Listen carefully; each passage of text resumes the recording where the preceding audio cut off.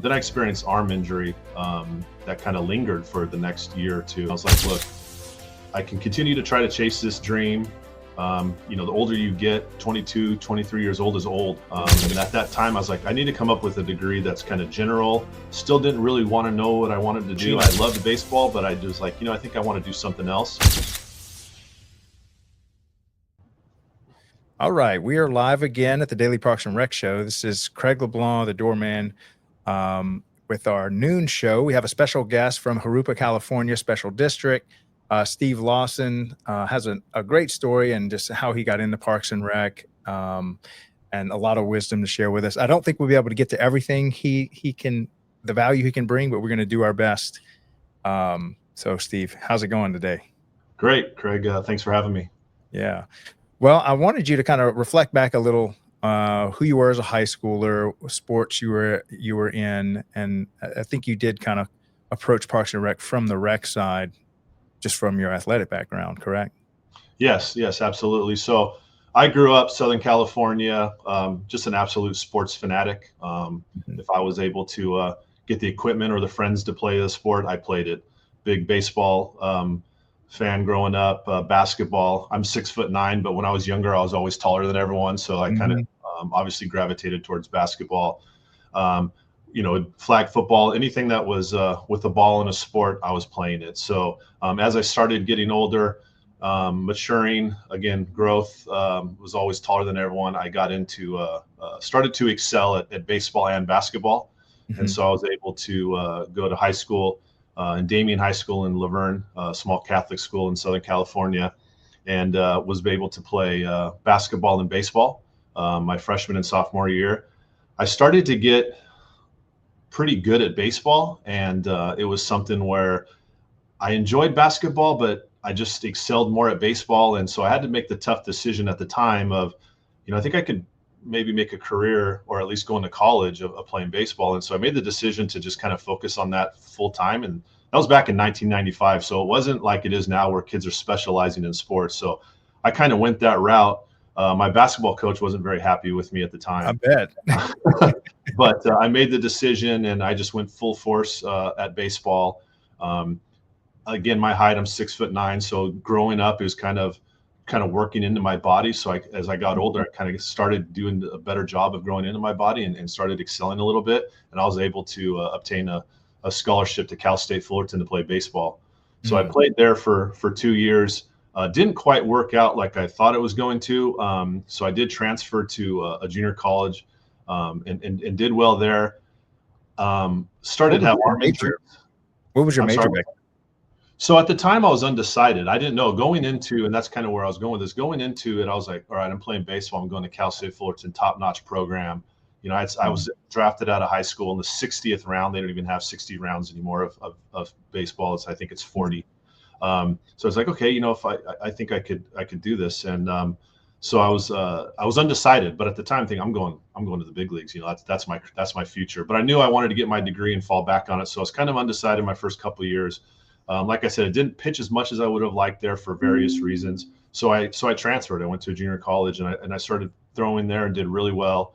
Then I experienced arm injury that kind of lingered for the next year or two. So I kind of had to make a decision. I was like, look, I can continue to try to chase this dream. The older you get, 22, 23 years old is old in baseball. Really?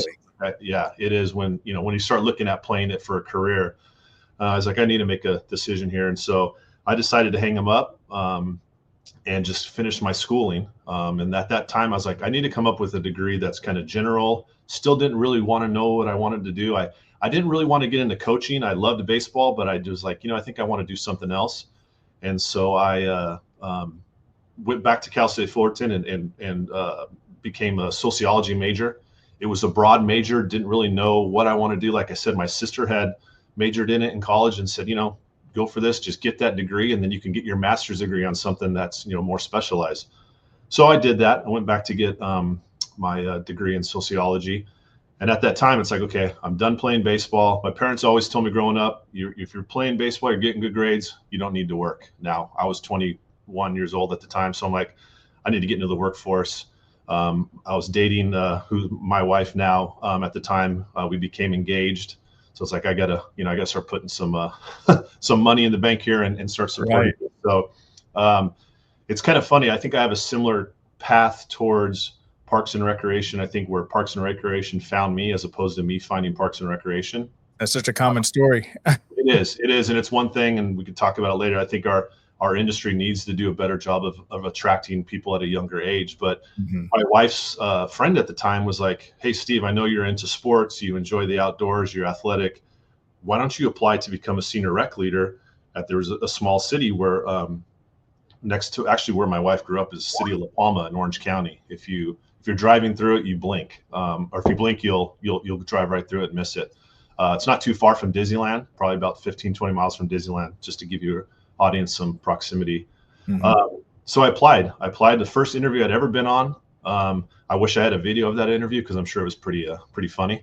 But I but I did get the job, and immediately I started and was I was getting 20, 25 hours a week and working at the front desk, handing out balls, helping teens in the teen room, doing all sorts of different things, cleaning up around the facility, setups, your typical senior rec leader type thing. And I kind of fell in love with it. It was like, wow, I can make a career out of this. I saw some of the coordinators and the full-time staff doing their thing. And it's like, this seems like a pretty cool job. Up until that point, when I associated Parks and Recreation, it was, me playing at the local basketball league growing up that had, Laverne Parks and Rec on the shirt. That was really all I knew about it. So I'd say probably within 2 to 3 months, I'm like, I think I could make a career out of this. And so me kind of being the greedy kid that I was, there was a down the street from La Palma was the city of Cerritos, which has a very, very well-run, well-respected Parks and Rec agency. And they had opening at a senior center for like $3 more an hour that I was getting, which, back then that's a lot of money. And so I was like, you know what, I'm gonna apply. So I applied. Had never been to their senior center, never worked with seniors, and frankly, I didn't really care. I was like, I'll just go and make $3 more an hour and stay in this field. Got the position, went there, ended up being a beautiful facility, and worked there for about 2 years as I finished my degree. And lo and behold, I finished my degree, graduate, and started applying for full-time positions. And got denied on a few. And the one that I got, this is back in like 2000. So applying online was like unheard of. And I'll never forget, I'm sitting there looking at different cities online and I see City of Corona, rec coordinator at a senior center. I'm 24 years old. And I'm like, and it said, the deadline was at 5 o'clock that day. And it's like 3 o'clock. And I'm like, oh, darn it. Oh, well. But it said apply online. Again, that was unheard of. So I clicked on it, submitted all my stuff, and lo and behold, that's the position I ended up getting. And wow, the rest is history. But yeah, it's one of those things. Like I said, the industry and the career found me, but I've just absolutely fallen in love with it. So yeah. That's kind of Now, story. In those early days, can you remember?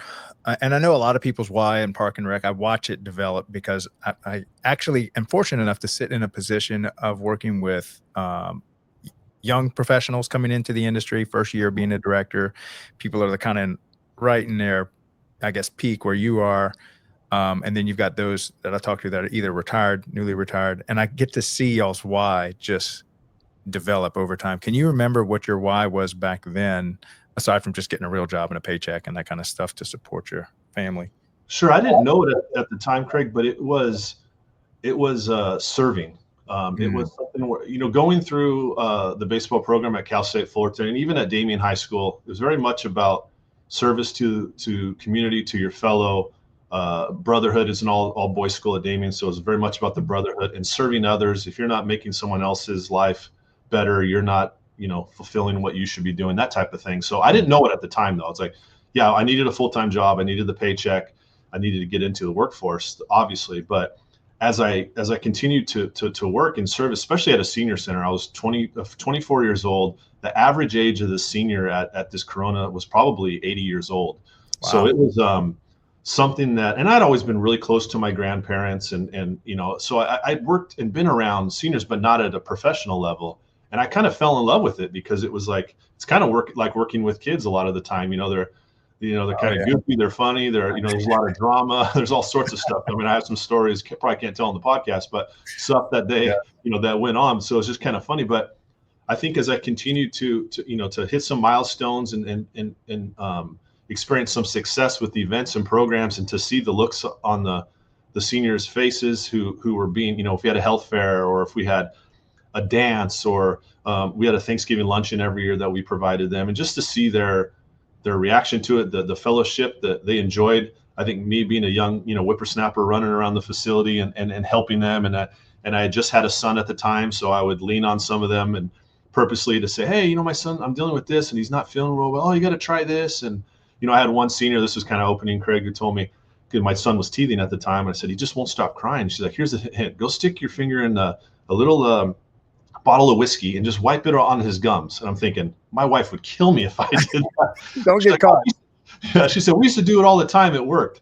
And I was like, wow, okay. But I think throughout that process, I was really creating that bond with the seniors. And I just thought, I enjoy serving. I enjoy providing an opportunity for joy and for them to enjoy themselves and just be, build community. You hear that a lot in parks, right? Building community. And I have friends who went into, to sales and a lot of different things, and nothing wrong with those industries. It's just, that wasn't for me. I quickly found out this is where I belong. Yeah. So I think that became my why, was to serve, and to be a steward of the taxpayers' money and the different things that we're doing to provide meaningful services. Let's pause a little on this senior center service part of your career, because at least for so far in this show, I've really just kind of glossed over it, and it's just like one of the categories that you have to. But it seems like you kind of found your footing from that part of Parks and Rec. So what can you tell us that you find fulfilling, impactful about working with seniors, the joy it is, or, give us say a little more around that. Sure. Yeah. It's unique, I think, because a lot of people I meet either start in like youth sports or, right. That type of thing. And for me, I mean, like I said, I found it from the originally is because it paid $3 more an hour down the road, and I was chasing the money at the time. But I got into this beautiful facility, and I first started again as kind of a rec leader doing setups. We had a billiards hall that the seniors came and played. The guys played down there, and that was kind of cool. I would set up tournaments and that type of thing. Then there was an opportunity to be promoted there and start doing programming. And I knew I always wanted to be, to get into recreation and this field, you have to have some programming experience. So I was fortunate to work for a boss who kind of said, hey, we got this opportunity. I know you're interested, and threw me into it. So as I did that, I was learning. At first, I was a little concerned, I'll be honest, Craig. I'm like, I don't want to be just pigeonholed as someone who just does seniors. Right. I had a really great mentor at the time. And how old were you at this point? I was 23, 24 years old. Yeah, I was right around Y2K. I'll never forget that, because we thought the world was going to end. So I had it was a wild time. I had a coworker at the time, same age as I am, and he's still someone I consider a mentor. And you really look back on key moments in your career and say, okay, that's one of them. And he stepped down because at the time his wife was working in the same division, so he couldn't be in the position that he was in. Recommended me to be in that position to do the programming for the seniors. So I look back and I go, wow, if that didn't occur, I might not be where I'm at, because I wouldn't have had that 1.5 years of programming experience. But I think so. I had a really good conversation with him. He's like, look, I know you probably don't want to do seniors your entire career, but this is going to give you a niche that no one else has, and you're getting the programming experience. So I selfishly took that approach. But as I continued to work with the seniors, it was like I said, it was similar to working. I'm not saying they're children, but similar to working with kids, where the type of programming, they enjoyed. We did pool, like I said, pool tournaments. We would have dances. We would have health fairs, all sorts of different things. And they would just sometimes want to just come to the desk. And I quickly learned the importance of relationships, where they would just sometimes want to talk about whatever's going on. Nothing about work. And I got to, I think for the first couple of times, I maybe blew them off and said, I got to get to work. And I realized, I even had my boss told me, Steve, if you need to sit down and chat with them for a few minutes, do it. Make sure you're doing that every day. And that meant a lot. A lot of them who were lonely, or maybe their grandkids weren't I think I probably reminded them, besides exception of my height, maybe of their grandkids, because I'd hear them say a lot, "Oh, my grandson plays Oh yeah. baseball." Yeah. So that was cool, and I had a grandmother at the time who was very personable, and I kind of always felt like I feel like I'm talking to my grandma, and so, or grandpa. So I just think I went through that and realized I'm getting great experience, but I'm also creating relationships. And the tough part, Craig, too, when you work at a senior center, unfortunately, with the ages of a lot of the seniors, is they are, they pass away. And so you create these relationships and you come in the next day and you go, oh, so-and-so passed away. And so I think in the 4 years that I worked at a senior center, I probably attended 10 different funerals. And that was Wow. a very, very tough part. That's And powerful. and it was at the age I hadn't really ever experienced death from a family member or anything like that. So that was tough to get through. But so yeah, I think that really kind of molded my approach of, I've always kind of been, talkative and sociable, and when it's something I enjoy doing. So I think that kind of helped me in that aspect to build those relationships, because I knew it was going to be an uphill battle in Corona, being 24. My predecessor was probably in his 70s, had been there forever, didn't do anything on a computer, kind of old school. So I was kind of bringing a new approach to the center. So even at 24 years old and just starting out, I'm realized I gotta phase this in. I can't come in like a bull in a china shop, or they're just not gonna respond, right? And I think that's approach for every position I've had as I've ascended through my career. I just remember that, like, Right. take it slow. And I'm not always the most patient. It's like I want to do, and I think I've gotten a lot better at that. Yeah. So Yeah, seniors are a powerful group of people to hang around. They do have a lot of wisdom at the end of their life. They're not really pretending anymore, which a lot of other age groups do. They try to put forward their best and pretend like they got their life together. And I think by the time you're a senior, you're just like, it doesn't really matter anymore. So you're very real and authentic. We have a similar upbringing. I went to an all-boy Catholic school, and they had us volunteering at an old folks home. So I got to experience that as well.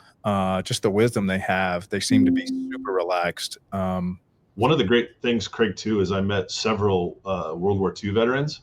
Oh, and wow. my dad, very, very patriotic, very much raised us to be respectful of that. And so I would hear some really, really cool stories of veterans. And as you know, we're losing a lot of those veterans. So that was something at the time, I didn't really, I don't say I took it for granted, but maybe I didn't appreciate it as much as I could, because it was like, wow, these are some great stories. And there was one who had a gentleman who had a Purple Heart, and a few other things. I think there was another medal I can't remember, but the stories were just unbelievable. So just spending time and sitting there and having a cup of coffee. They had a coffee club that we called.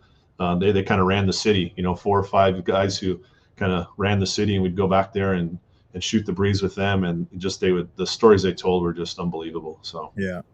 If you ever get a chance to spend with senior centers, I think that's good for everyone, regardless if you're in Parks and Rec or anything else. They're just a good, solid group of people to hang around, and they help you with context, especially if you get into some deep conversations about what you're going through in your life. If sharing at that age, man, nothing beats 80-year-old advice. Yeah, absolutely. Even when they tell you to put whiskey on your baby's mouth when they're teething too. That's the best stuff right there. That sounds like something we would do in New Orleans. Hey, she swore by it. And I was like, I think we'll pass on that, but thanks. Yeah. All right. So now you're moving past, and that's a great why, by the way. That servant's heart is so common thread among the just people of Parks and Recreation, because and then you've got so many people to serve, literally from cradle to grave, like literally moms and babies at playgrounds and graveyards that you're maintaining. Is your job description. And so if you have a servant's heart and you want to make a difference, want to make an impact, if you're a high school, college kid considering career choices, and if that's important to you, I don't think there's an industry outperformed in that category. You've got so many ways to give back. All right. So tell us a little bit more about, so what happens after senior center? So you're in your, how long were you in that? If you're at 24, what age are you coming out of this? Yeah. So you'll probably hear me say a lot throughout this podcast. I was fortunate. I had a boss at the time who quickly recognized maybe some skill sets in me and some things that, hey, you're doing a great job at the senior center, but we'd like to get you exposed to some more things. I think there's more you can offer. So I was in the role as a rec coordinator at the senior center for 2 years. Probably within a year, I started doing other duties as assigned. It was getting me kind of exposed to some grants, opportunities that I could have easily said, that's not on my job description. I'm not going to do that. But I've never been that guy. I'm like, what do you need from me? I wasn't worried about. I just took it like, hey, you're giving me more to do. This is going to build me up and really make me better. Let me pause you for a second there for the crowd. If you have that attitude of what do you need from me, that is a game changer on your life, because that opens yourself up to be built. And I don't know where you got this from, but it considers that you have a lot to learn. Yeah. And man, at that age, where the heck did you get that from in your 20s? Yeah, it's funny, Craig. I think back on it. So my dad wasn't a big government guy. When I got the job, he's like, I'm happy for you. I want you to do well, but don't become that government employee who does one thing, who sits there, collects a paycheck, and doesn't get anything done. He would joke when we'd be doing work around the house, if it wasn't that great, oh, it's good enough for government work. This is growing up. So he was a business guy. And so, but he knew my job was good and he wanted the best for me. So I think that was kind of ingrained in me, but I just think I was never like, again, what do you need me to do? A team guy. And I think you get being at Cal State Fullerton, it's all about the team. It's not about the individual. Playing for Augie Garrido, one of the greatest coaches of all time. I didn't know it. I didn't know it at the time, but those lessons, and I only played for him for 1 year, then he left to go to University of Texas. But just being around him for that 1 year, a lot of what he said resonated. And as you get older and you realize 99% of the people aren't going to make the big leagues, that you're playing with, that's what it's about. It's about the relationships, the coaches, the impact that they make, what they're quote unquote preaching.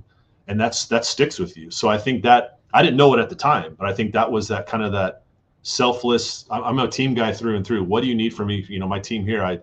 It's about the team. It's not about us. And so yeah, I think that's kind of where that started growing up, and then playing for some great coaches and just having great mentors around me. At the time, I didn't know the impact they were having on me until I got older, had kids, and got into the workforce. Right. So then that brings you into this new stage, which is kind of grant finance side. Yeah. So my boss at the time was very much on the financial side, analytical, not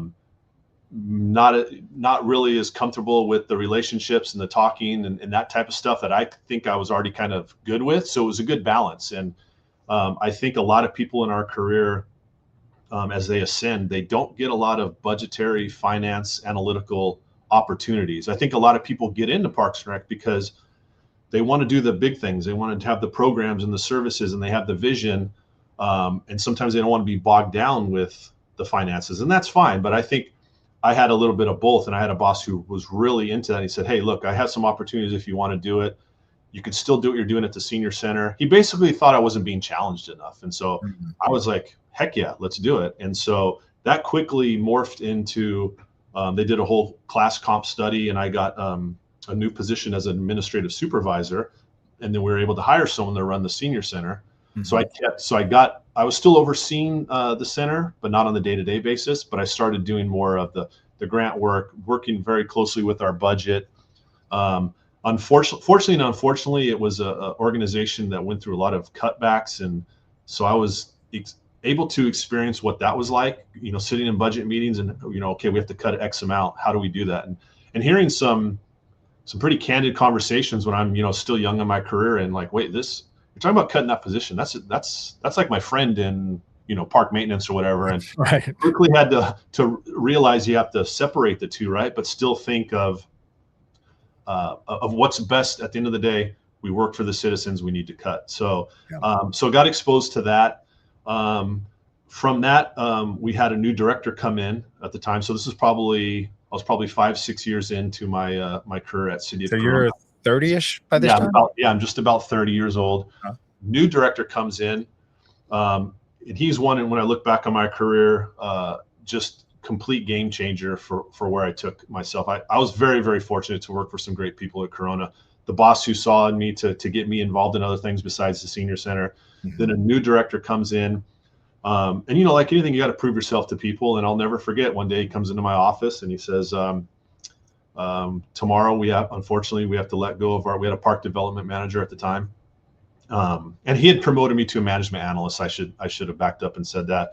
Management, what? Management analyst. So a lot of people go, what the heck's a management analyst? Yeah, it's basically in government speak, it's a position that we can give anything and everything to. And like, I didn't do a lot of analyzing of any management type stuff. I was doing special projects, grant work, working with the park maintenance team to help them with stuff. Like it was analytical work, but the name's kind of misleading. But it was basically, I'm going to give you this title, it's pay raise, and you're just going to do a little bit of everything. Again, back to me going, almost like an assistant director. Correct. And it was, I'm like, heck yeah, I'll do it. Again, I want the experience, so give it to me. And so he comes into my office and he says, again, one of those turning points in your career, you look back on and says, unfortunately, we're letting so-and-so go tomorrow. Do you, he didn't even ask. He said, you're going to start doing park development projects. And I said, and we had about a $5 million CIP budget at the time. We had, 40 different parks, 40 square mile city. So we had a large area. And I said, okay. And I'll never forget, I said, I'll do it. And he says, you can do it. You're organized, you're smart, you're able to do this and that. He saw that in me, which looking back was really cool.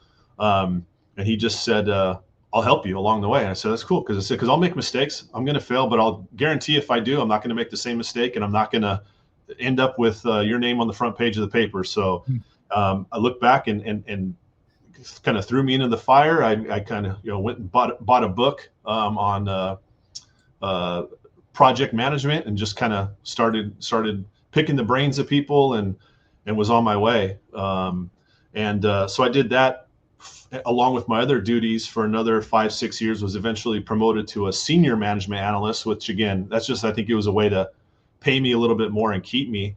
But I loved it. And at the end of my career at Corona, I ended up over 40, 50 different CIP projects, from building a brand new park to, slurry sealing a parking lot. I mean, I was exposed to it. And every single time I did it, it was completely brand new. Didn't have a lot of people to, it wasn't really a safety net to help me.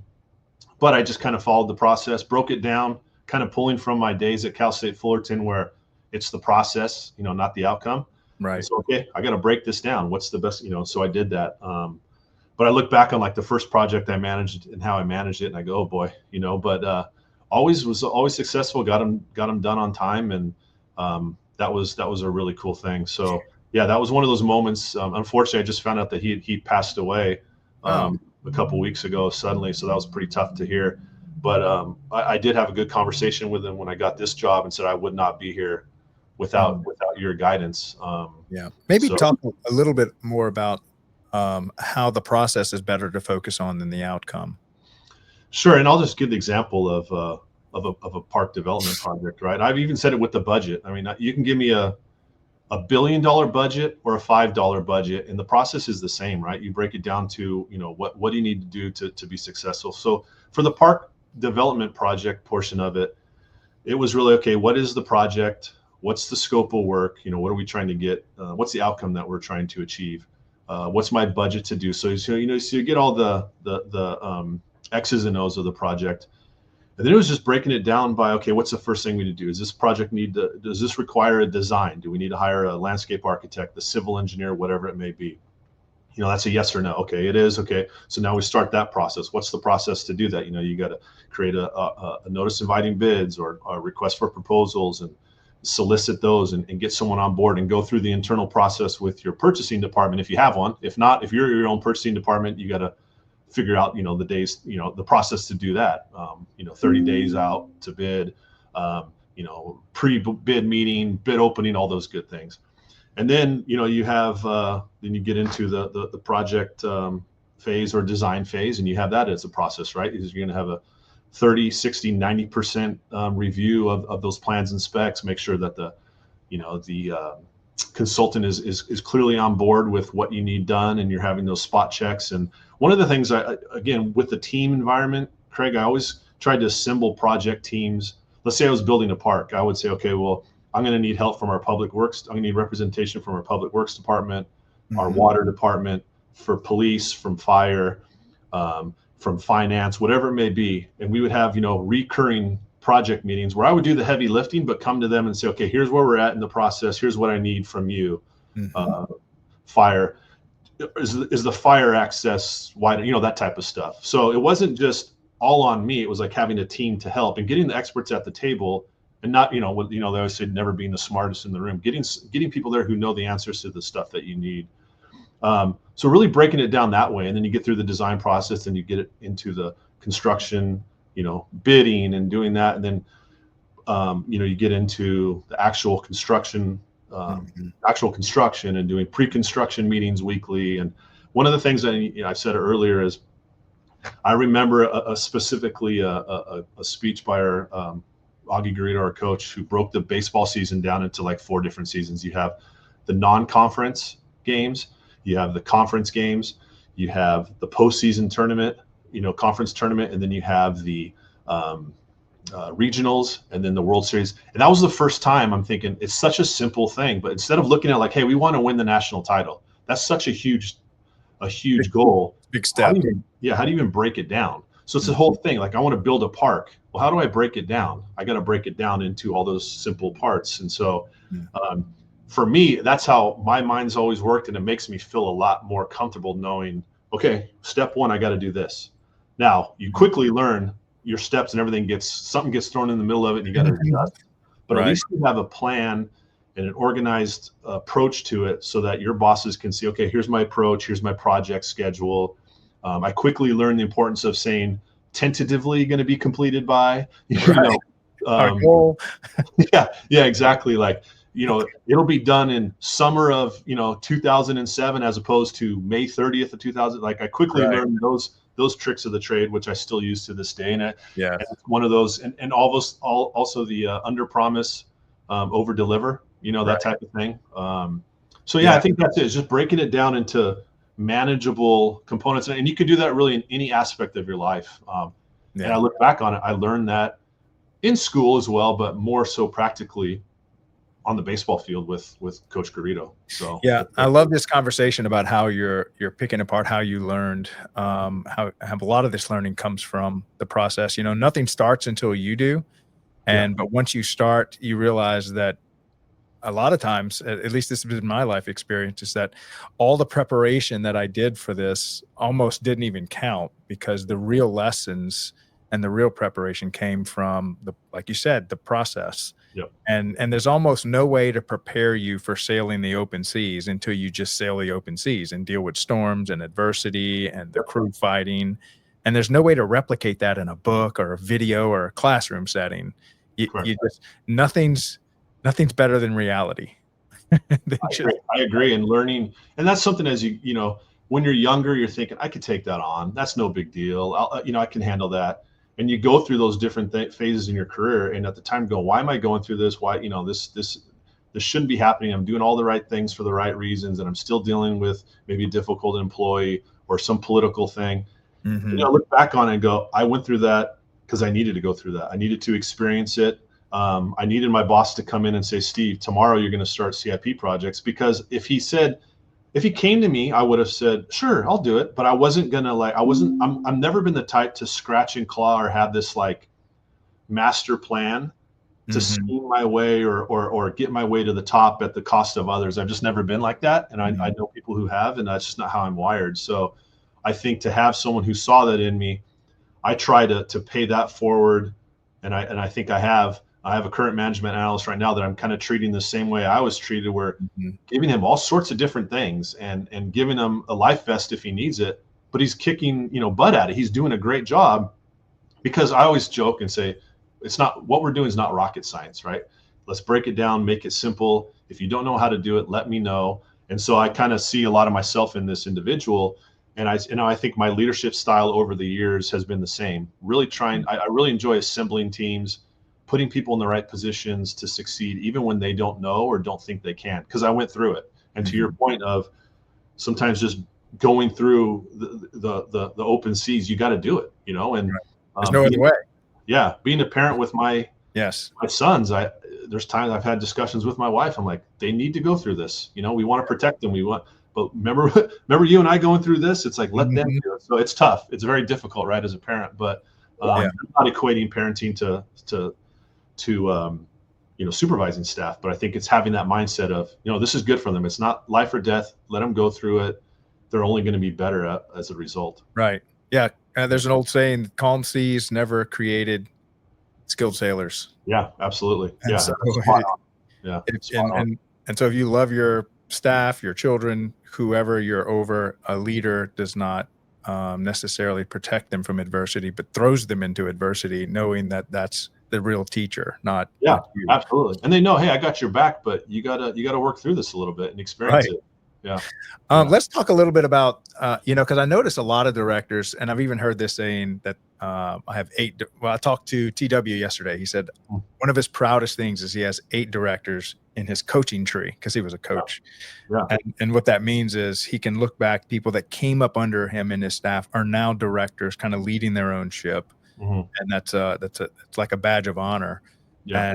And of course, I'm sure you're counted among, well, one of them passed away, but I'm sure one of your directors looks at you and with pride that, yeah, that guy cut his teeth, on my watch is there. So let's talk about how you've given back in that way. So as I've been a director now for almost 5 years, and you start to have opportunities that maybe you didn't have earlier in your career. For instance, this, like a podcast like this, to talk, and I quickly started realizing, oh no, I'm becoming the old guy who people want to lean on. I'm like, gosh darn, I know I got the gray hair. I've had the gray hair forever, but So it's I really have, over the last, especially since becoming a director, really tried to focus on giving back, identifying not only staff in my team, but others that I've worked with in other agencies, helping them along the way, giving them guidance, letting them know, hey, if you ever want to work through something, call me, because I probably have gone through it at some point. If not, I think I can help guide you in a way that's going to help you, get through it. So I've been more mindful of that. I've served on a couple mentor programs through like CPRS. We have different sections here in Southern California, or in California in general, and they've had mentor programs. They had one during COVID, which was great, where I was paired up with an individual, and we met on a monthly basis virtually. Then he came out and toured our facility, and then we just had a kind of a Q&A session. I was only really a director at the time for, I don't know, about 6 months, but he was an up and comer, and I was already in the manager, or I'd been in a manager position before. So he had a bunch of great questions I was able to answer. And again, I'm thinking to myself, and I'm officially now the old guy. Yeah. But true service and going back again to what's ingrained in me in baseball and going through the teams, it's giving back. It's not about yourself. So really trying to put more of an emphasis on that. We have our CPRS conference, California Parks and Rec Society conference, next week. And I was looking through the sessions, and I'm like, a lot of the sessions are for up and comers, and there's a speed session with rising professionals that I'm taking a part in. So it's me and a couple other directors, and the attendees come and pick our brain on things. I've sat on a few panels for different regions here, just on lunchtime, kind of a brown bag session of asking questions and giving back. I've kind of flirted with the idea too. I do have a master's degree of maybe teaching recreation at any local junior colleges, or even the state schools that offer it. Nice.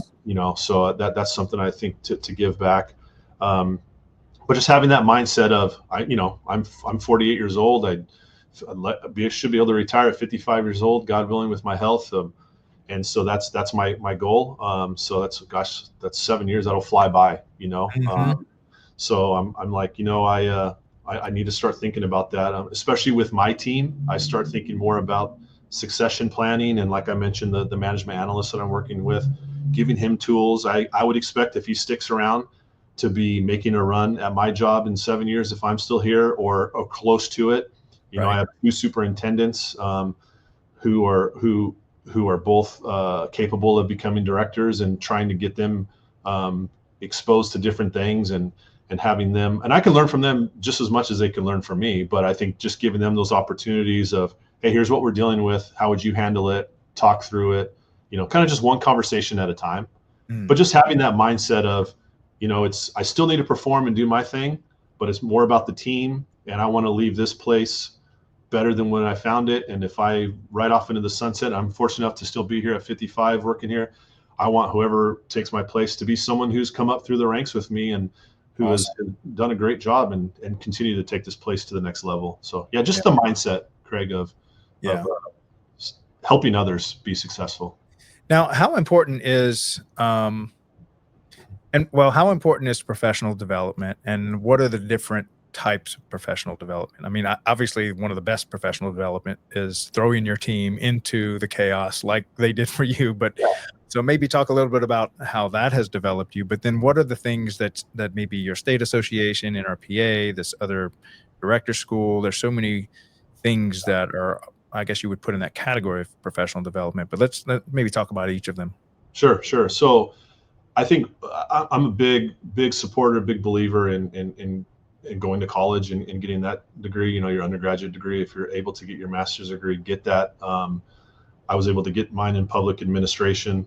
And so that, I don't think I'd be in the position I'm at without that degree. I work for a general manager who's very, very big on education, and our whole executive team has degrees and master's degrees. So that's important. I think it shows. Doesn't mean if you go and get that, you're the smartest person in the room, that you're able to do things. But I think it puts that in your tool chest. Hey, I'm able to start and finish something. I'm able to critically think, be able to write, that type of stuff. So I think that's important.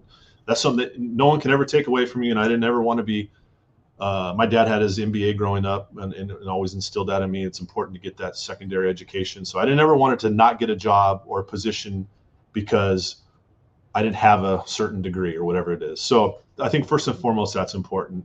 Early in my career, I thought, I have my master's degree. I have this and that, I'm going through it. I'm doing my thing. I don't really need to do much else.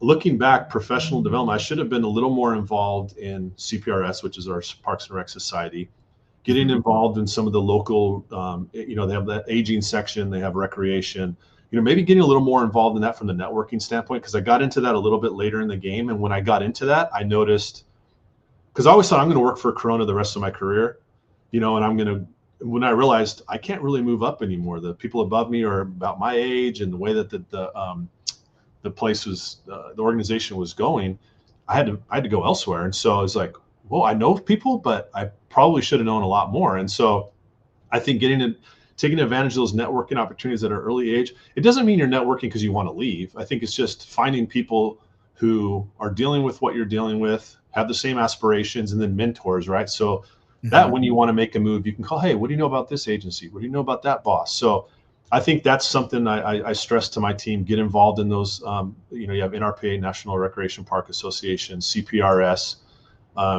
getting the CPRP certified recreation or Parks and Recreation professional certification from NRPA. I didn't get that till I started here at JCSD, because we offer over cert pay, they call it. So I get a 2.5% bump if I have a certification. So it's like, I've always wanted to do it, and I went back and did it and got it. And I'm like, why didn't I do this sooner? So I really talked to a lot of my team and others that I meet, not just for the financial aspect of it, but get that, because it's going to help you. And it reinforces everything that you go through and take that test. You go, I've done that, I've done that, I've done this, I've done that. And again, I'm thinking, man, I'm the old guy who's done all this stuff, but it's kind of cool. It's like, I've done all these things. Right. So I think that's important from professional development. I think getting opportunities to speak publicly. I try to find opportunities for my team to speak in front of our committee, our Parks and Rec committee, our board, even if it's just a simple presentation on an event that went well, giving them the opportunity at an early age in their career to do so. I was given those opportunities, giving constant updates to the city council on projects I was doing. No one else really did that. So when I went into interview for other jobs, it's like, tell me about your experience dealing with Parks and Rec commissions or city councils. And it was like, I had to shorten my answer because I had so much. So I really try to emphasize that to people I meet.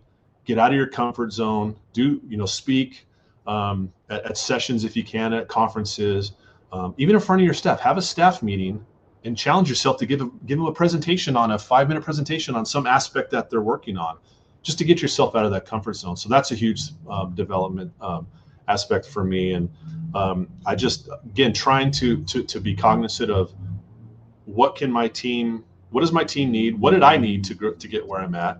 giving them those opportunities. But then for me too, making sure I'm keeping those opportunities as sharp as possible. Yeah. But just continuously learning, Craig. I mean, obviously reading and keeping up with that. There's podcasts like yours on where you can learn from others who are speaking. So I just think having that growth mindset and not being, again, kind of going back to my dad saying, don't be that government employee who just sits back. Right.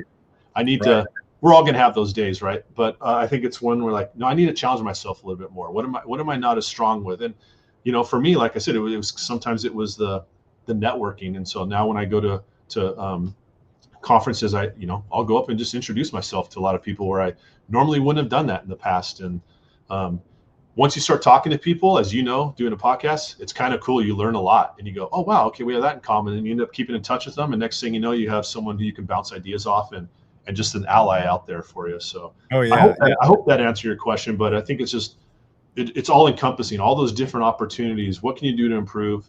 When I see an opportunity, you know, and it's like, oh, I'll give you an example. My brother-in-law a couple of years ago asked me to officiate and marry him and his wife. And first thing I thought was, oh man, I don't want to stand up in front of everyone and do that. That was my initial thought, right? And it's always your second thought of who you really are, right? So I'm like, no, you know what? I need to do it.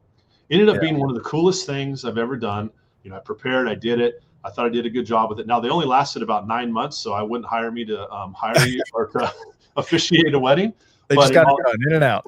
But you know what I mean? It was something that my first thing was, I'm not going to be uncomfortable doing that in front of, 200 people. Once we got past it, I'm like, no, I need to do it. It's one of the coolest things I ever did. So I think it's just being, what do they say? Be uncomfortable, or be comfortable being uncomfortable. That's a huge thing. I think you just, need to have that mindset. And then lastly, I think as I've moved up the director school that we talked about, anyone who wants to become a director, I think should look into that. It's just great to hear from people who are, I'm a big practical learner, like Craig. The theory and all that stuff's great, but I want to hear from people who are in it, who have done it. Yes. And, as opposed to, I hear this works, it's like, no, this is, and that's one of the cool things about public admin degree is you're hearing from city managers, public works managers, board members, council members in the curriculum that you're taking. So big professional development. Yeah. And I want to talk more about that, the director school you just came from, but I can sense you have this abundance mentality, not a scarcity mentality. And it's easy to have this scarcity mentality because if you train the people up underneath you, there may be a little voice on your shoulder saying, well, you're training your replacement. They're going to outperform you. They're going to fire you for him because they're better than you. Or they'll get so good they'll leave. So you're training your people to leave you. You're preparing them to leave you, or you're creating someone that's going to replace you. That's the scarcity mindset. Yep. On the opposite end is the abundance mindset, which is it's okay if they leave. If I surround myself by people that are becoming better and maybe even better than me, it pushes me to get better. And if you're an A player, you're gonna look to work for for an organization that has an abundance mindset. So yeah, you might lose your best guy, but then the best guy you've never had shows up to work for this organization. So maybe you can talk about the difference between the scarcity mindset, the abundance mindset, the temptation to feel like I've only got scarce resources, the abundance mindset saying, more creates more. Maybe speak about that a little bit. Yeah, I say unfortunately or fortunately, I've worked for bosses who have approached things both ways, scarcity and from the abundance mindset. And I'll tell you, I didn't know it at the time. I was a part-timer and I saw that happen where an individual who was up for promotion didn't get it because my boss at the time was worried that this individual would outshine her. Mm-hmm. And that was like my first, again, I come from the baseball background where it's a meritocracy, right? You're earning everything you get. You're a good teammate. You're working hard. You're preparing, you're doing your thing. It's all about the team, right? So I want to say I was a little naive, but I kind of was in the workforce where I was like, doesn't that just happen? And I saw the politics come involved. Yeah. I don't ever want to be like that, and I don't know if it's just a self-confidence thing, but throughout my career, I can be honest, Craig, I've never not promoted someone because I thought they're going to outshine me. And it's not that I'm, the greatest and I know everything. Maybe it's just, again, maybe some naivety where I'm like, I want people below me doing an awesome job, man, because that's going to make me look good, right? They're going to, hey, his division or whatever is performing. This guy's doing a great job. It's going to help the organization, and most importantly, it's going to help the team. And so maybe because I was exposed to that early on, and I saw how it impacted the individual who didn't get that position, and she ended up leaving and did great things at another organization. And I go, wow, she could have been here. This is at the senior center. Could have been here doing these things and helping us even more. So that was kind of like eye-opening for me at the time. And, then where I'm at now, my current boss, we've had these conversations before. He's like, when your team succeeds, that's a reflection on your leadership, on his leadership, the district as a whole. It's such a good thing, so it's great to work for someone who recognizes that. And to your point, if they do a great job and they move on, hey, if I had them for a year and they did an awesome job and there's no way we can keep them. We've tried everything, right? Like, I don't like losing good people. Right. Because there's issues. I think when you start losing good people, then just because they want to get out of the situation, then there's like, or for laterals or whatever, maybe like, okay, there's something going on here. Right. But I think it's the superstars, I guess, if you will, or, I call them like superstars, and there's rock stars. The rock stars are the ones who are doing their thing. They're happy where they're at, and they're just doing a great job. And then you have the superstars who are doing a great job, but they want to go on to bigger and better things. And so you have to manage them differently, and they're equally as important. And I think as long as hey, I did everything I could to keep this individual, there's nothing we can do. They're kind of like my situation in Corona. It's like I had to move on, and my boss knew it. And we had that discussion. He's like, Steve, you're destined. You want to become a director. You're not going to be able to do it here. Just flat out on age alone. Like, everyone's your age. You're going to have to move on. And so as long as you've done that and you go, if they move on to bigger, or I'm like, hey, I'm hoping when they leave, wherever they go, they make an impact. They remember their experience that they had, and hopefully I played a large role in that. We have a part-time recreation specialist who left us to go get a full-time position because we didn't have a full-time position open. She has now gone on to another city and is just kicking butt there. I've heard from because I used to work at this city, I've heard from the staff there saying, she is doing an awesome job. You guys trained her well. That to me was like, wow, that's awesome. Obviously, selfishly, I'd like to have her still on our team. We just didn't have a role for her at the time. And so sometimes you have to make that decision to move on. And I told her it's, maybe in the future you'll come back when we have openings. We had another individual who left similarly. And it's a lot of the part-time staff who didn't know that they were going to enjoy recreation so much. They took the position as a specialist part-time role, which is like right next to a full-time coordinator. And they just took it because it paid a lot. And then they're like, wow, I really enjoy Parks and Rec. And it's like, yeah, you're really good at it. And then, but we can't keep you right now. So, it would be selfish to keep you in that part-time role when you could go shine at another agency and then come back and eventually run the department. You know what I mean? So I think that abundance mentality for me is, I've always been about capacity building and stretch assignments to get people exposed to different things, like I talked about with our analysts. And I think by doing that, you are potentially creating an opportunity where they're going to leave if they can't move up in the organization because of organizational structure constraints. You have to be okay to live with that. But if you're creating that type of culture, Craig, and I'm saying like our general manager kind of sets the tone by doing the same, you can bounce back. It's a loss, and you go, oh, gosh, darn, that person was great. But guess what? They're kicking butt over here. That word's spreading about the great things we're doing. So it's a win-win, and now we get to bring someone up from the ranks or bring someone else in to do it. So that's when I talk about assembling a team. I don't, let me be honest, I don't like losing good people. I don't, even if they're going to another agency, it still stings. But I sit back and go, that's what they need to do to get to where they need to be fulfilled and reach their potential. Yeah. And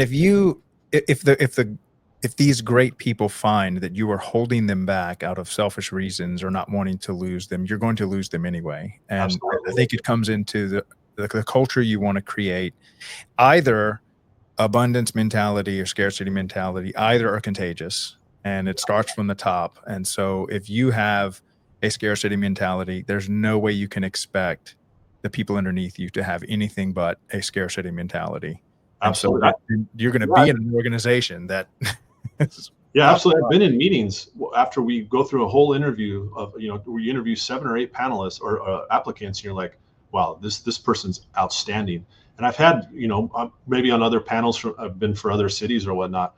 Yeah, but I'm not sure he or she's going to stay. You know, they might only be here a year or two and then leave because they're pretty qualified. I'm like, but imagine the impact they'll have on your team in that year or two. Do you want Right. someone who's going to come in and do a great job, or do you want someone who's so green who maybe the first 6 months, 9 months is going to be a struggle? And some people, to what you talked about at the beginning, they want that because I think it's less of a threat. I've just never subscribed to that until I saw it firsthand, kind of to your point earlier in the podcast of getting thrown into things to learn. You got to learn. Like I had to learn that. Someone could have told me that happens, but once I saw it and the impact it had and thought, wow, our team just got weaker because you didn't have the confidence in this individual who's smart as heck. But if you're doing your thing and you have bosses and people in leadership who see what the value you're bringing, that you're steering this ship, it's just a win-win. So yeah. Yeah. So I don't think we're going to have enough time for the direction. I can't believe we're at 55 minutes. But yeah, sorry, I like to talk. Let's close on this one because I think this is a perfect way to end this. Let's talk about building culture, and maybe even start with just bad culture. Let's describe what's bad culture. Yeah. What are the components? What are the mechanisms of it? And then let's move it on to, okay, here's a solid culture. Here, how do you build solid culture Sure. in your agency? Sure. And I think I've experienced a really, really bad, when I left Corona, it was the best thing for me to do to not only get a title elsewhere, but to see other cultures and other agencies. I had been in Corona for 13 years. So I saw the ebbs and flows of it, and I left kind of at where it was not doing so well. So it was time to move on. And then I went to an organization that I would just define had a terrible work environment. That was a shock to me a little bit. And I think what I saw was leadership that didn't allow people to grow, was threatened by people doing a good job, by people communicating outside of the organization, by people creating community partners, which are so important, relationships with others, like just skeptical of that, as opposed to, yes, go and embrace the Kiwanis president, or go and embrace, youth soccer's, and create that relationship, where the first thing was, well, why are you wanting to do that? What's your angle? And it's just like, whoa. So that was kind of, coming from the top, that trickles down, right? And it creates an environment where people don't want to don't want to go outside of what they're responsible for, are very paranoid, very anxious about anything, and it's just completely unhealthy. There's no innovation, there's poor communication, there's constant backstabbing, all because they want to stay in the good graces of the so-called leader who creates that environment. So that's kind of extreme, but it was something where I was brought in and I thought to myself, whoa, okay. But again, I said that I need to go through this because I haven't been through this in my career. I had to lay the land in Corona. I knew where everything was. I knew, who to go to. And so I navigated through that and saw, wow, this is just a terrible environment. No trust amongst people, poor communication. I mean, you name it, Craig, that's what it was. So that was my first experience to a really toxic culture. So as I moved on, and I moved on to another city and had a little more responsibility. And then certainly when I came here to JCSD, I thought, okay, I saw what in both of those agencies, I saw what the city manager of my previous agency, the city of Temple City, I saw the culture he was trying to build. I saw my general manager here at JCSD, the culture he was trying to build, and they're both great. So it's refreshing to be like, okay, cool, I'm in a completely different environment. So what does that look like? What does a healthy culture look like? I think it's one where dissent is welcomed, as long as it's respectful, and hey, here's my professional opinion on this. Okay, thank you for that information. We're going to go this way, though. And at that point, to me, unless it's illegal, unethical, or immoral, all right, I'm on that boat. Let's go. I'm not going to die in the sword and be that prideful that you didn't take my professional opinion on the design of a playground or something along those lines, right? Sure. So I think it's where you can be candid. You can be, just open to have a dissenting opinion, but you got to do it the right way. So I think if you're at a place where it welcomes that and people don't get super defensive and start to kind of look at you like, why are you not being a yes man? That's the first sign to me, because I certainly don't want people who are just going to say yes to everything. Right. I think an environment where they allow you to fail, you hear that a lot, right? Don't be afraid to fail. But I've been in organizations, the one I told you about that's super toxic. If you made a mistake there, You heard about it, you were in the director's office, and you didn't stop hearing about it for weeks. And we all make mistakes. Right. Now, I'll be honest, there's times where if my team makes a mistake, my first inclination is, what are we doing? Like, and I go, Steve, take a step back. Right. Most of the time it's not life or death. Right. What can they learn from it? Is this the first time they've made it? Yes. Okay, then let's learn from it. Now, maybe sometimes you have to have a little more assertive conversation depending on what the mistake is. But for the most part, like, give them that opportunity to correct it. So when you have that, I think that starts to spread like wildfire, where people know, okay, if I'm going to make a mistake, I'm human, but I'm not going to get, lambasted for it. And I'm not going to get, written up depending on what it is, or fired for it, where a lot of people think that's going to happen. So I think that's another part of it. Mm-hmm. Just trying to have a family feel. I mean, work will never be family, but we spend enough time together that you can do things to create it where you need to laugh. I love it when I'm in my office and I hear people out in the we have cubicles and offices. I hear when they're just laughing. It's like a random Tuesday afternoon and they're laughing. I go, you know what? Enjoying work. And it's not like they're laughing the whole time. It's not like they're watching some YouTube video. It's they're interacting and talking about it. I'm like, that's cool. That's really cool to hear. And really try to find opportunities to do that. So I just think an environment where they're comfortable being themselves, but they still understand there's a decorum. You need to be professional and, this and that. But you can be yourself and not be afraid to fail, and that your teammate's going to have your back. We'll never be perfect, but having that support from your team, from your boss, and knowing that when we succeed, we're going to give the credit to the people who did the job. And when we fail, me as the director, it's my department. It's on me, so kind of that extreme ownership mentality. So I think that's kind of how I see things. And again, it's really what I've experienced, Craig, in both, of being in a really, really lousy environment to where I'm at now, is where it's as good as it gets. And we're continuing to try to improve it and never be satisfied with it, because those cultures can turn real quick if you're not on top of it. Oh, right. I was in manufacturing for a couple of decades of my life before I semi-retired from that. And one of the companies that I got to study pretty closely was Toyota, and the Japanese culture was around using all the resources that you have. Yeah. And they would say, we have financial resources, we have like street cred, we have social resources, but they always said the greatest untapped resource is the creative mind of all of our employees.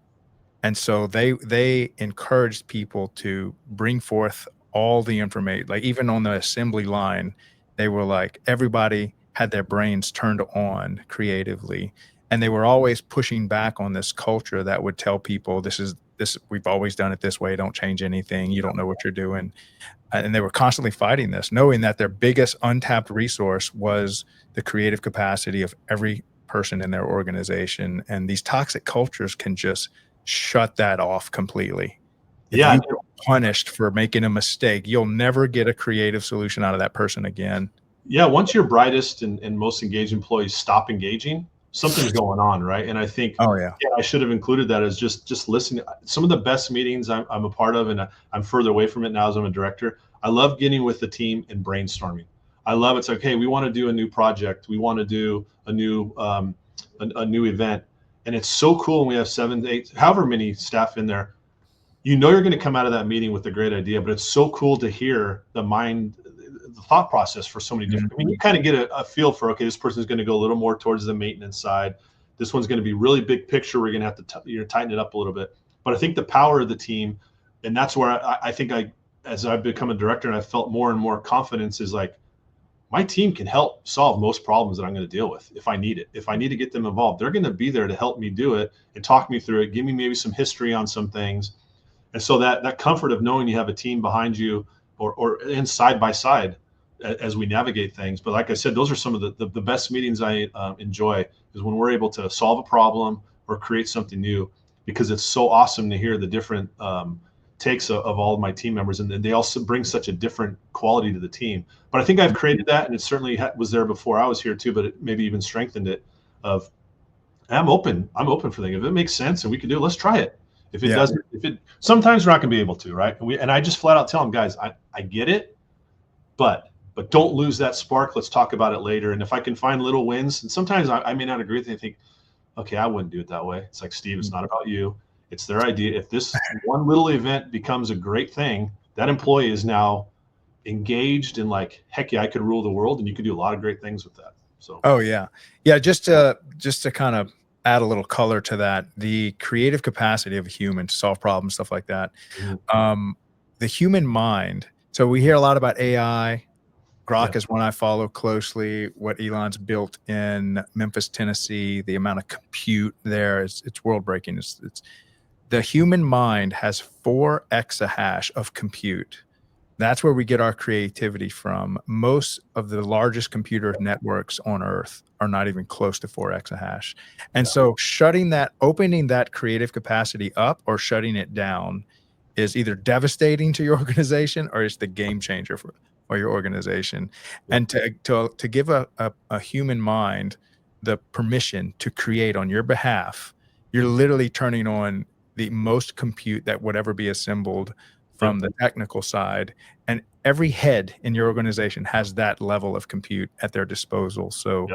which is why Toyota looked at the greatest untapped resource was the creative capacity of their employees.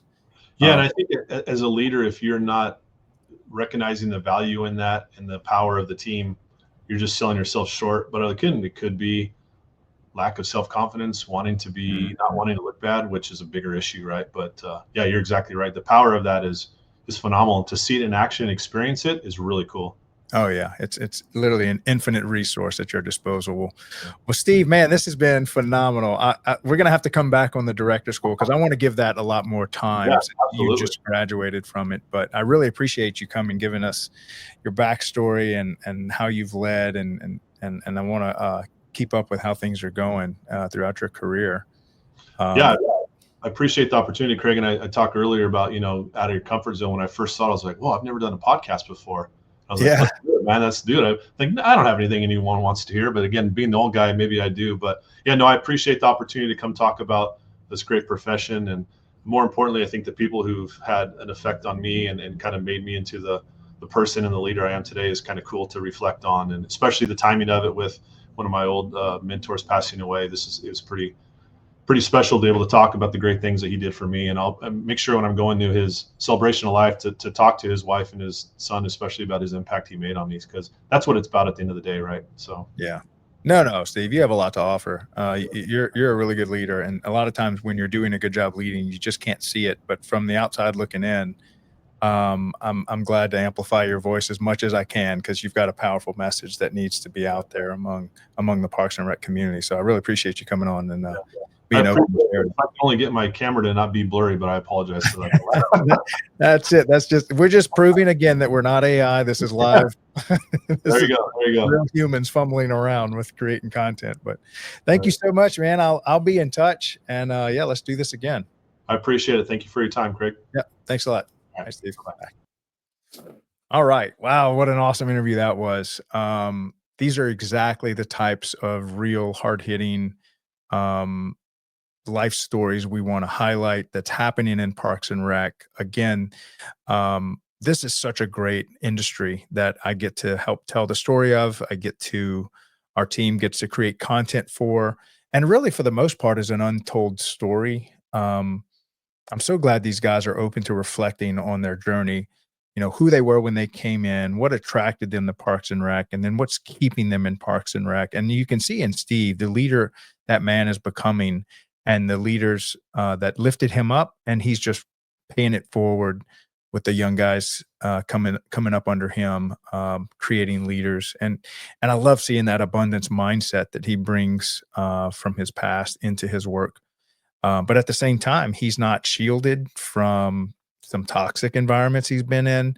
Some of his better bosses weren't shielding him from the adversity of just being thrown into a senior center or thrown into grant writing or project managing. And there is so many examples or so many opportunities to grow as a leader inside of Parks and Rec because it's got such breadth of things that they cover, from moms and little babies on playgrounds to graveyards and senior centers and events and everything else.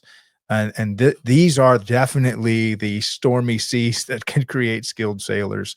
And so if you are a college kid, high school kid looking to to just be in an organization, be in an industry that is compelling, that is challenging, that can make leader out of you, and you're not just getting a paycheck. I think I've made this example several times that most other industries, you get a paycheck, that's it. You better be happy with the size of that paycheck because that's all you get, and you're usually trading your soul for that check. Um, with maybe a little 10, 20% bump on top of what, Steve and his industry gets, even though they do get phenomenal benefits for small city government. On top of the benefits and the paycheck, they get to be formed as a leader. They get to impact their community. They get to preserve the common spaces and build these community spaces and build community. So guys like Steve get like 15 paychecks every Friday. One of them is actual in dollars, the other one's in benefits. But then you've got all these other things that bring fulfillment to their life. And that's why you get these great leaders that are never leaving Parks and Rec, because they have found home and they make a difference. So if you're a young kid considering Parks and Rec, please give it a shot. And I know there's ways to attend, to do part-time work, to volunteer, to coach, to go to senior centers, just to kind of dip your toe. Even as a high schooler, most most of the largest high school employers in a city are the Parks and Rec department. So here you can really get exposed to it. Whereas if you wanted to go be in pre-med, it's not like you have an opportunity to go work part-time in a surgery center compared to they have a lot of opportunities to get exposed to what it would be like to be a career, choose this as a career, and a lot of great universities that teach on this subject matter. So I think we're gonna do a good job here getting kids into this industry. I think this is a short putt.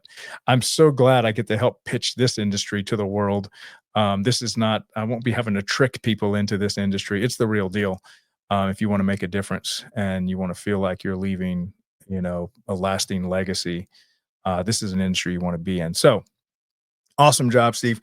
How can you support us? We need to sell some LED lights is what I'm using this as my Girl Scout cookie to kind of say, hey, this is my current funding source. We actually are working with a couple of cities that we're managing their social media, because we have 5 of us right now on full-time staff to build this media platform for Parks and Rec. But until then, my old industry that I retired from, I brought forth the biggest seller I had in those 20 years I did this, which was a workhorse LED light that you hand to your maintenance department to put on top of your wooden poles or steel poles or something. And so if you need these, and I promise you they're the most cost efficient in the industry, and it's like 100,000 hour lifespan on these suckers, so they last forever. Typically we would find Parks and Rec departments that just had little neighborhood parks. They had a few lights out. We would send these. They started around $8.50 a piece, and you're able to support the daily Parks and Rec show. We're going to plow 100% of the profit that we get off of these lights back into building this platform. Again, it's no different than buying Girl Scout cookies from the little Girl Scouts in front of Walmart. You know that it's going to that kid and that they're getting on a camp. That's kind of what I'm doing, selling these LED lights for. But we're also flirting with some other funding sources so that we can really expand out this team. I'm also, okay, so that's that pitch for that. Moving on. I'm also working with Gabby and Molly and a few other people working at YPN. We want to create like a weekly show. So this is a daily show, Monday through Friday. We want to pick a show that's going to be focused on YPN, that age bracket of young professionals under 30, just coming into the industry, just coming out of college, still kind of in college, that kind of age group. And we want to create content for them. We're going to create a show for them. Now it'll be kind of like a panel thing. It looks like it's how we're shaping it up. So we're going to have a meeting here in a couple of Fridays and kind of go over the details. And really, it's almost like I think we all agree that we want to create content for YPN, and we're just going to start, and then we'll let it kind of evolve as we get more input from the community and see what kind of content, kind of get our legs up underneath us. So you can be looking for some type of YPN, maybe just a standalone one-time show, and then we'll start to organize it around. We'll pick a day, like every Tuesday will be, YPN or something like that. I don't know. We'll pick something out once everybody gets their input in. So be looking for that. Of course, I am still looking to produce a full 1-hour show every day before this show on maintenance. That's much bigger project, so give us some time. But that was just our, let's see, was that our 79th? Yeah, Steve was number 79. 21 episodes left before we get to the 100th episode. I got to start planning some type of party, seeing what kind of date that falls on. I think for the 100th episode, I'm going to invite a lot of people back to just maybe do like a 3-hour show. People come and saying hi for 5 or 10 minutes, or 2-hour show, something like that. Just in celebration. I'll see what day that falls on. So hopefully you can, if you've come on this show before, I will be reaching out to you to maybe stop by our 100th episode, say hello, and then we can look back at all that we've accomplished in 100 episodes of the Daily Parks and Rec Show. So tomorrow we will be doing our 80th episode, and I should have this stuff prepared. I'm getting better.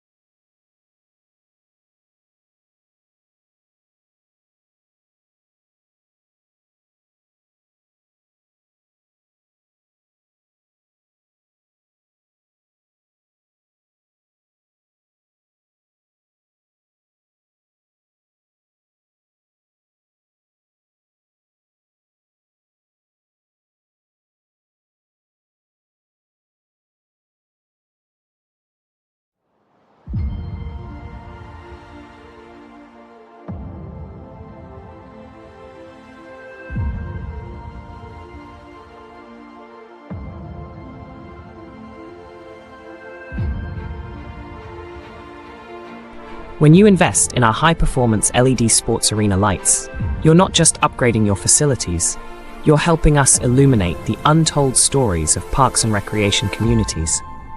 Every purchase directly supports the Daily Parks and Rec Show, a media platform on a mission to celebrate the heart and soul of our local parks and programs. From after-school activities to summer leagues, these spaces shape lives, and their stories deserve to be told. Why your support matters.